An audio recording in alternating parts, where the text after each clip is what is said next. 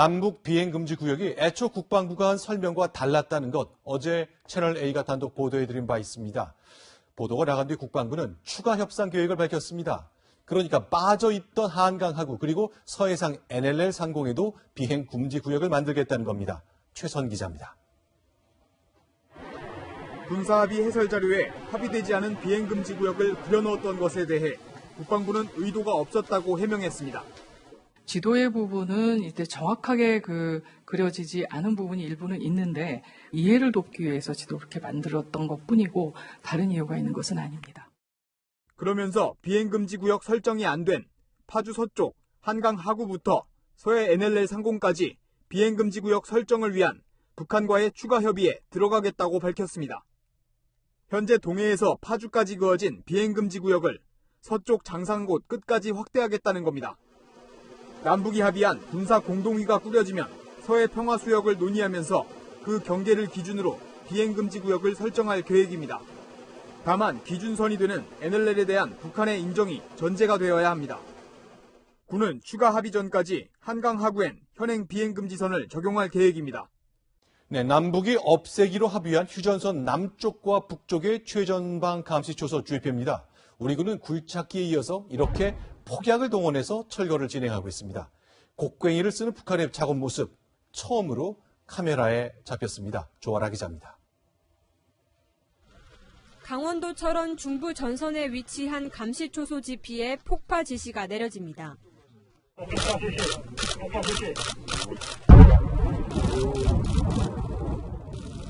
굉음과 함께 검은 연기가 뒤덮더니 감시탑은 사라지고 1층 생활관과 콘크리트 집안만 남았습니다.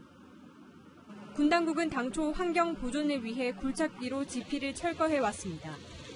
하지만 이 지피 감시탑만 다른 곳보다 높게 설치돼 안전을 위해 폭파 철거를 선택한 겁니다. 북한의 지피 철거 모습도 공개됐습니다. 북한 군인들이 곡괭이를 이용해 건물 상층부를 철거하고 다음날 해체된 지피에서 마무리 작업을 하는 모습입니다. 북한은 지하에 위치한 지피는 폭발물을 이용해 철거할 예정입니다. 남북은 최전방 지피 20곳의 철거 작업을 이달 중 끝낼 예정입니다. 네, 남북을 잇는 철도입니다. 이 철도 사업을 잘 아는 조명균 통일부 장관이 워싱턴을 방문하고 있습니다. 미국 관리들을 만나서 북한과 경제 협력하는 것, 이것에 대한 이해를 구하기 위해서죠. 남북 철도 사업도 준비만 철저히 할 뿐이고 비핵화 타결 전에는 대북 제재를 따르겠다는 취지의 말을 했습니다. 보도에 김정한 특파원입니다. 조명균 통일부 장관은 북한 비핵화 전망에 대해 신중하게 말했습니다. 낙관할 수 없습니다. 많은 분들이 지적하는 것처럼 최대한 이렇게 끌다가 시간을 끌면서 그러나 과거보다 경제 발전에 대한 김정은 위원장의 의지가 강하다면서 남북 철도 사업에 대한 필요성을 내비쳤습니다. 본격적으로 제재에 위반될 수 있는 공사를 하겠다는 게 아니라 그 공사 전 단계 사전 조사를 하고 거기 준비 작업을 하고. 조 장관은 내일 폼페이오 장관과 만나 이와 관련한 제재 문제 등을 협의할 예정입니다. 그러나 싱가포르 회담 이후에도 북한이 핵과 미사일 개발을 지속해왔다는 CSIS의 보고서, 그리고 어제 국정원 발표를 계기로 워싱턴의 분위기는 싸늘해지고 있습니다. Strong sanctions or even stronger sanctions, not just on North Korea, but also on the mainland Chinese banks handling North Korean payments. 조 장관은 이곳 워싱턴에서 열린 교포 간담회에서 남북 철도 연결의 중요성을 거듭 강조했습니다. 하지만 비핵화를 이야기하면서도 미사일 개발을 계속하고 있는 북한에 대한 미국 내 시각은 갈수록 차가워지고 있습니다. 한미 간 좁혀야 할 접점이 만만치 않습니다. 문재인 대통령이 평창 올림픽 이후 9개월 만에 펜스 미국 부통령을 만났습니다. 펜스 부통령은 과거 미국 대통령들의 실수를 반복하지 않겠다고 말했습니다. 그러면서 북한의 최대 압박을 유지하겠다고 강조했습니다. 문 대통령은 제재 완화 문제는 꺼내지 않았습니다. 싱가포르에서 강지혜 기자입니다. 회담장에서 기다리던 문재인 대통령이 뒤늦게 도착한 펜스 미 부통령을 맞이합니다. 문 대통령은 트럼프 대통령의 강력한 지도력을 지켜 세우며 2차 북미 정상회담에 기대감을 나타냈습니다. 제2차 북미 정상회담이 이루어지면 한반도의 완전한 비핵화와 평화 프로세스에 큰 진전이 있을 것이라고 생각합니다. 대북 강경파로 꼽히는 펜스 부통령은 북한의 완전한 비핵화부터 언급했습니다. Over the past year, we believe represent meaningful progress toward achieving our objective of complete and verifiable, irreversible denuclearization. CVID까지는 아직 할 일이 많다고 강조해 대북 제재가 지속될 것임을 내비쳤습니다. 문 대통령은 대북 제재 완화 문제는 꺼내지 않았습니다. 백악관은 제재 이행, 남북 간 협력도 조율하기로 했다고 밝혀 북한 비핵화가 먼저라는 점을 분명히 했습니다. 펜스 부통령은 문 대통령에게 북측과 좀 더 긴밀히 소통해달라고 부탁하며 2차 북미 정상회담은 한반도 평화를 보장하는 방식으로 진행될 것이라고 말했습니다. 펜스 부통령은 트럼프 대통령과 김정은 위원장과의 만남이 내년 1월 1일 이후에 이뤄질 것이라고 밝혀 시기와 장소 등을 놓고 북한과 물밑 대화 중임을 시사했습니다. 네, 김정은 위원장이 서울 답방이 예고된 가운데 연말이 다가오자 서울 도심 곳곳에 김정은 환영 현수막이 내걸렸습니다. 또 인터넷에서는 경의를 표시하고 또 만세를 부르는 내용이 등장했습니다. 조영민 기자입니다. 서울 도심에 김정은 환영 현수막이 걸려 있습니다. 서울시민환영단이라는 단체가 단원 모집에 나선 겁니다. 어제도 계속 민원이 광화문 쪽하고 여기 종로대로변에 거는 정비를 하셨어요. 지난 7일 결성된 백두칭송위원회도 본격적으로 활동에 나섰습니다. 이 단체는 10여 개 진보단체가 결성했습니다. 인터넷 홈페이지에는 경의라는 단어가 나옵니다. 남북관계 개선을 위한 김 위원장의 위대한 결단에 경의를 표한다며 서울 방문을 준비해야 한다고 밝힌 겁니다. 이 단체 소속이라고 밝힌 한 남성은 김정은과 관련해 만세라고 표현했습니다. 오는 18일에는 서울 광화문에서 김정은 연설회도 진행할 예정입니다. 일각에선 경찰이 제대로 대응하지 않고 있다는 지적이 나옵니다. 만세라는 표현이 찬양을 금지한 국가보안법을 위반한 것이 아니냐는 겁니다. 경찰은 예의주시하고 있지만 아직 국가보안법 위반 혐의를 찾진 못했다고 밝혔습니다. 이적성 목적이 있냐 이거죠. 북한을 이롭게 하겠다는 이적성. 남북이 잘 화해하고 잘 살아보자는 뜻으로 하겠다는데. 최근 남북 화해 분위기 속에 남남 갈등이 우려된다는 목소리가 나오고 있습니다. 어제 한국에 온 리종혁이 오늘은 경기도에서 산업 시찰에 나섰습니다. 첨단 자율주행차를 탔는데 내가 실험동물이 됐다는 농담도 던졌습니다. 유승진 기자입니다. 경기도 고양에서 열리는 국제대회 참석을 위해 리종혁 조선아태평화의 부위원장이 어제 3박 4일 일정으로 방남했습니다. 리 부위원장은 금강산 관광 등에 관여했던 대표적인 대남통입니다. 가장 먼저 찾은 곳은 판교 테크노밸리로 자율주행차를 타고 10분간 달려봤습니다.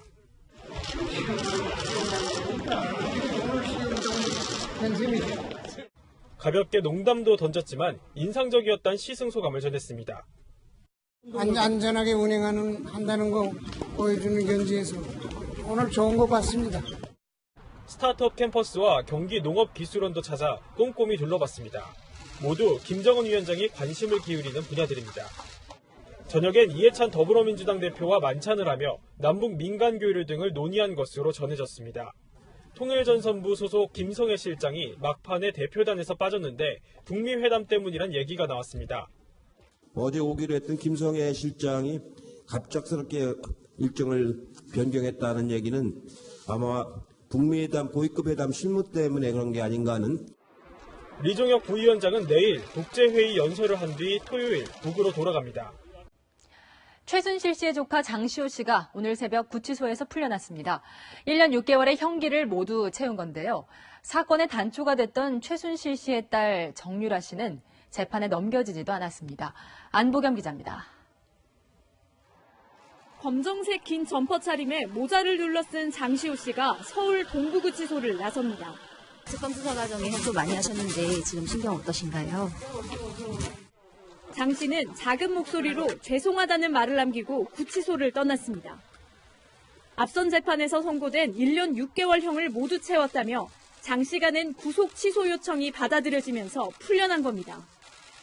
삼성그룹이 한국동계스포츠영재센터에 후원금을 내도록 압박한 혐의로 기소된 장 씨는 앞으로 불구속 상태에서 대법원 판결을 기다리게 됩니다. 반면 이화여대 입학 이후 돈도 실력이라는 글을 써 공분을 일으켰던 정유라 씨는 어머니인 최순실 씨 소유의 빌딩에서 비교적 자유롭게 지내고 있습니다. 관리하시는 분들이랑 같이 친구들끼리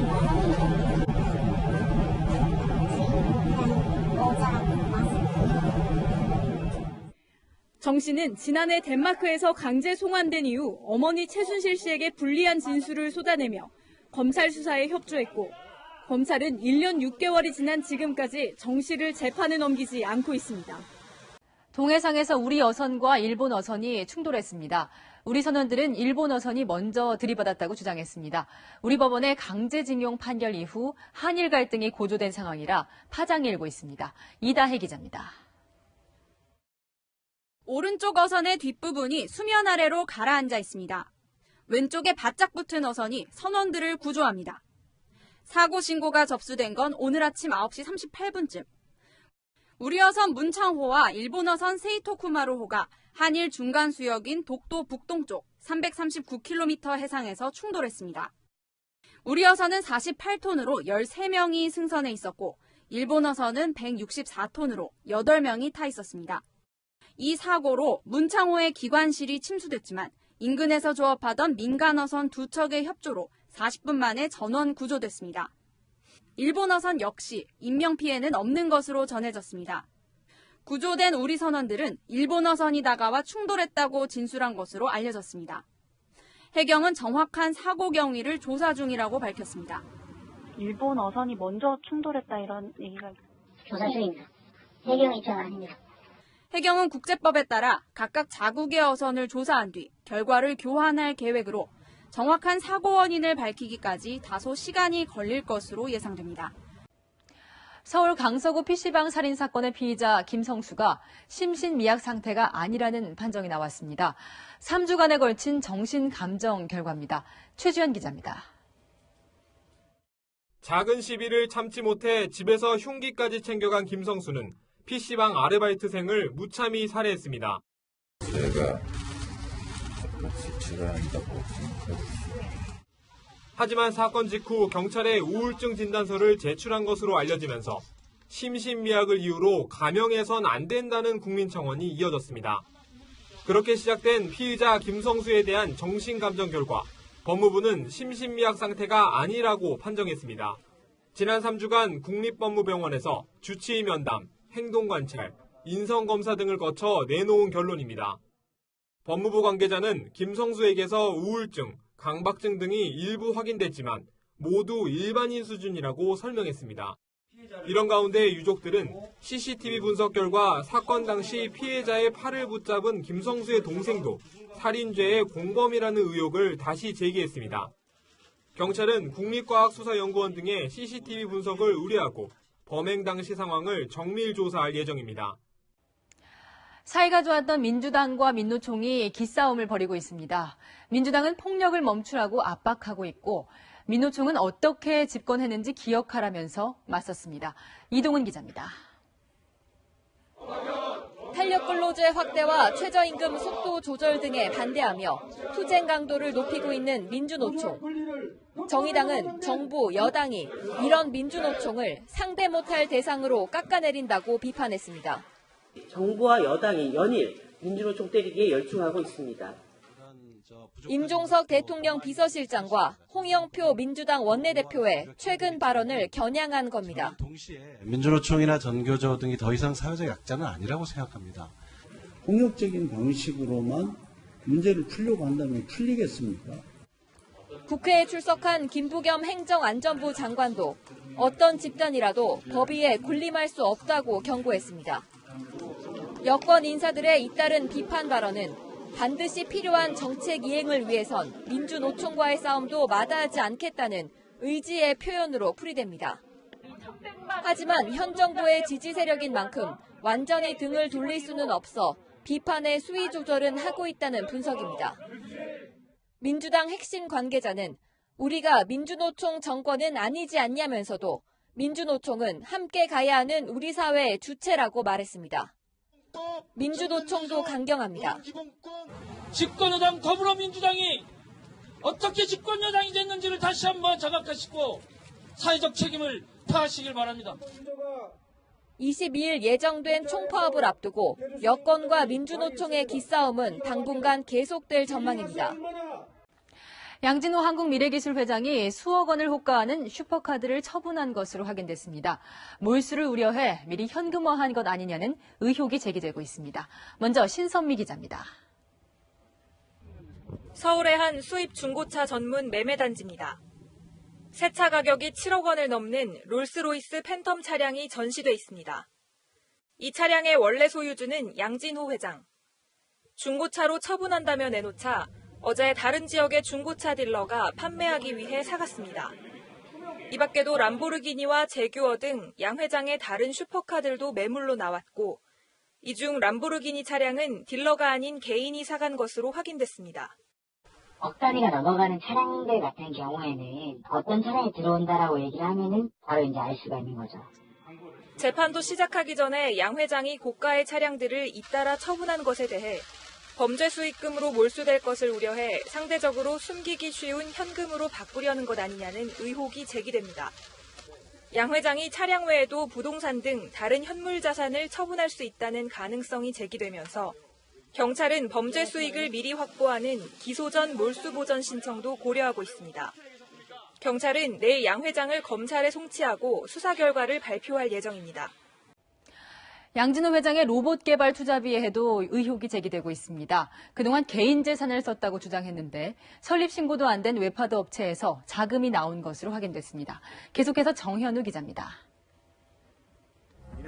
양진호 한국미래기술회장이 소유한 업체에서 5년 전부터 개발 중인 로봇입니다. 사람을 태우고 두 발로 서서 걷는 게 특징입니다.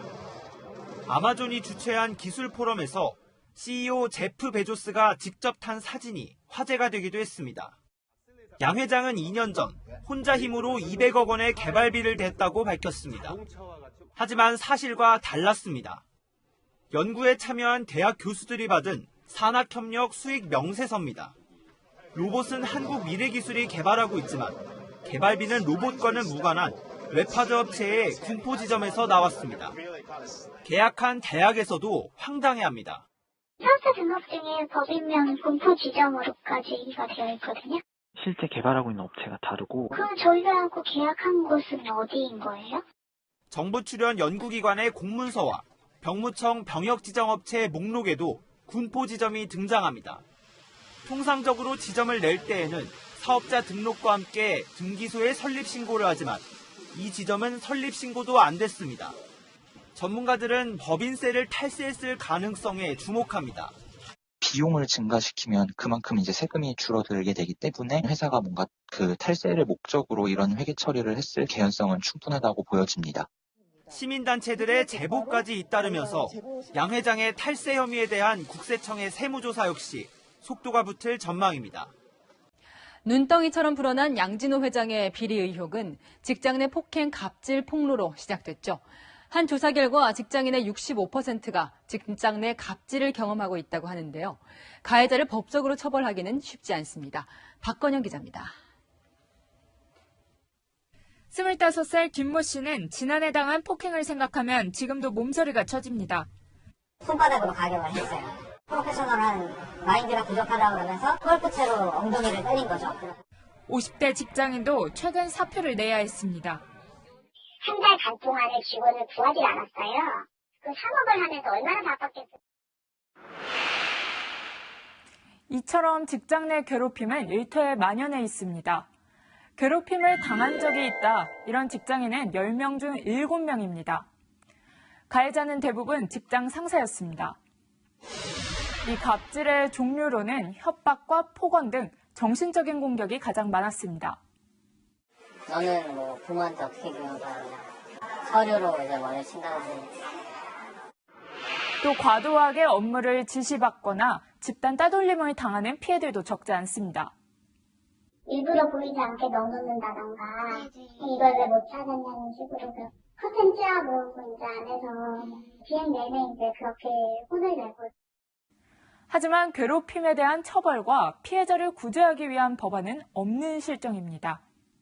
의무 없는 일을 시킨다거나 왕따를 당하는 걸 보호할 수 있는 법제도는 지금 없고요. 법안들은 국회에 발의돼 있지만 괴롭힘의 개념 등을 결론 내리지 못하고 있는 겁니다. 직장 내부의 위계 질서와 서열관계 속에 괴롭힘 피해는 확산되고 있지만 정작 대처법은 민사소송밖에는 없다는 지적이 나옵니다. 정부가 유류세를 내린 지 일주일이 지났습니다. 국제 유가도 10월 중순부터 하락세를 보이며 전국 기름값이 떨어지고 있습니다. 그런데 인하된 유류세만큼 값을 내리지 않은 주유소가 전국의 절반을 넘는다는데요. 그 이유를 박수유 기자가 분석했습니다. 전북 김제의 한 주유소입니다. 휘발유는 리터당 1,689원, 경유는 1,489원에 달합니다. 오피넷에 공시된 지난주 평균 판매 가격과 똑같습니다. 지난주 평균 가격도 1,689원이던데 그럼 전혀 안 내린 건가요? 우리 내일 내리는데? 오늘까지는 전혀 안 내린 거고 내일 내린 지난 6일 리터당 1,677원이었던 전국 평균 휘발유 가격은 오늘 1,565원으로 떨어졌습니다. 하지만 전국의 주유소 기름값을 분석해보니 휘발유 유류세 인하분인 리터당 123원만큼 내린 곳은 일주일이 지난 뒤에도 절반이 되지 않았습니다. 소비자는 기름값 인하를 체감하지 못하고 세금만 낭비하고 있다는 지적이 나옵니다. 소비자 입장에서는 그렇게 크게 피부로 와닿지는 않습니다. 제대로 내려줬으면 좋겠습니다. 지역별로는 제주의 기름값이 가장 많이 떨어졌고 서울, 부산, 대전 등 대도시 주유소의 인하폭이 상대적으로 컸습니다. 반면 충남, 전북, 경북, 전남에서는 상대적으로 덜 내렸습니다. 업계에서는 주유소들이 유류세를 내리기 전 공급받은 휘발유의 재고 소진이 지방에서 더디기 때문이라고 분석하고 있습니다. 서울 이수역 인근 주점에서 여성 혐오 발언을 하는 남성들에게 집단 폭행을 당했다는 여성의 주장에 이 남성들을 처벌하라는 청와대 청원에 30만 명이 넘는 시민이 동의했는데요. 여성의 주장과는 다른 정황도 드러나고 있습니다. 이민중 기자입니다. 폭행 신고를 받고 출동한 경찰과 구급대가 도착합니다.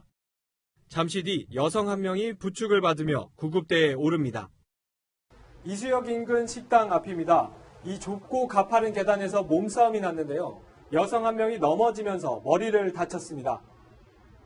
이 여성은 인터넷 커뮤니티에 식당에서 남성이 시비를 걸고 여성 혐오 발언을 하며 밀치는 등 폭행을 했다는 글을 올렸습니다.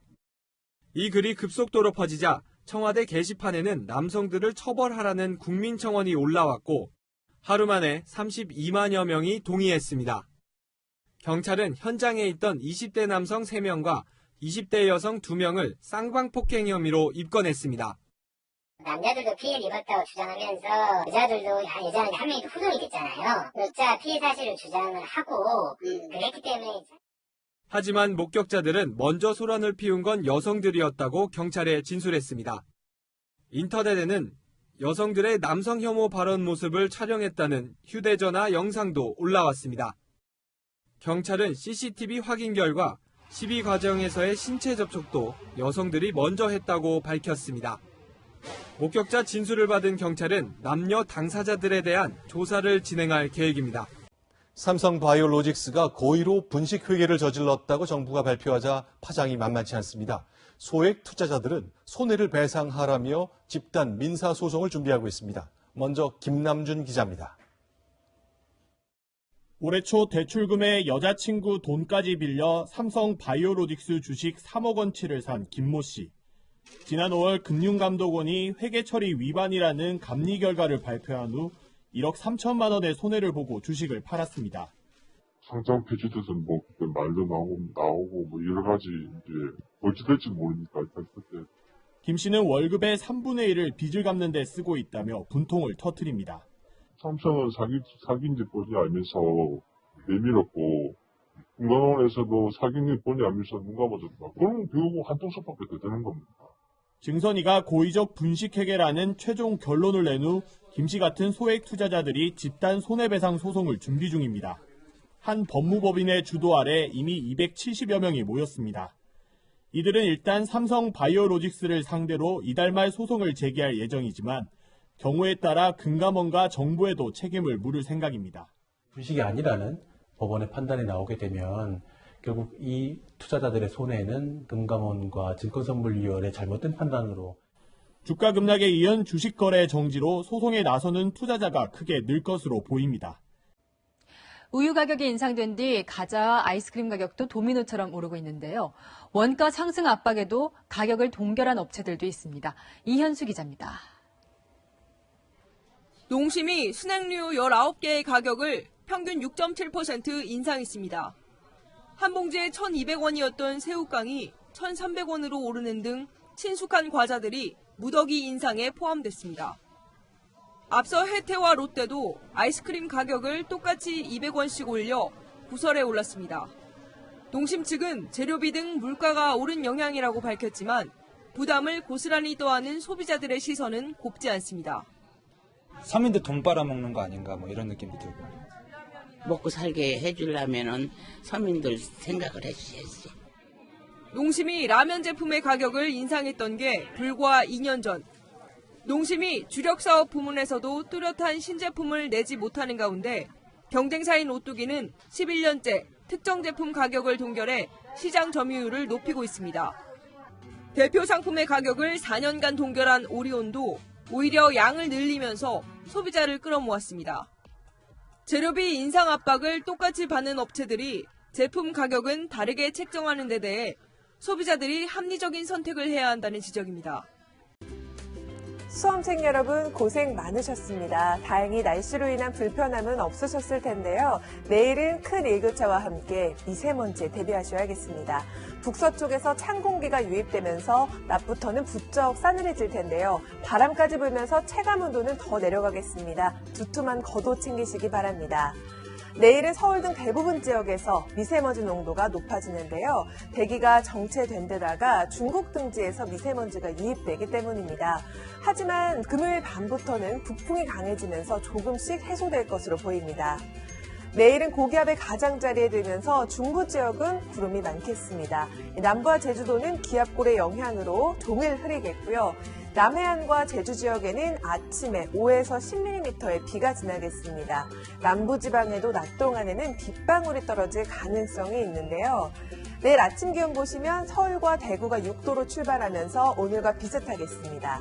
한낮에는 서울이 11도, 광주 13도, 대구가 14도에 머물겠고요. 오늘보다 조금 낮겠습니다. 볕도 강하지가 않아서 부쩍 춥게 느껴지실 텐데요. 주말에는 기온이 더 내려가면서 다음 주에는 초겨울 날씨를 보이겠습니다. 미리미리 겨울 채비를 해두시는 게 좋겠습니다. 날씨였습니다.